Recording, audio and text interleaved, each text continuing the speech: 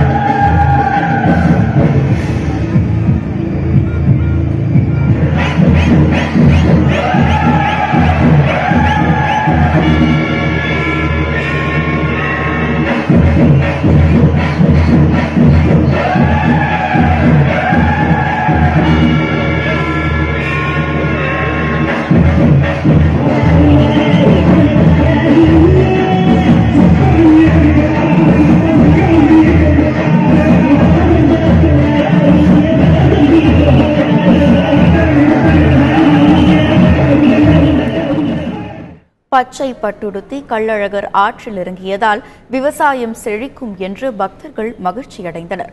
கள்ளழகர் ஆற்றில் இறங்கிய வைபவத்தில் லட்சக்கணக்கான பக்தர்கள் சாமி தரிசனம் செய்தனர். முதலாக மாற்றுத்திறனாளிகளுக்கு ஒரு சிறப்பான ஏற்பாடு இந்த ஆண்டு நம்ம பண்ணியிருக்கிறோம்.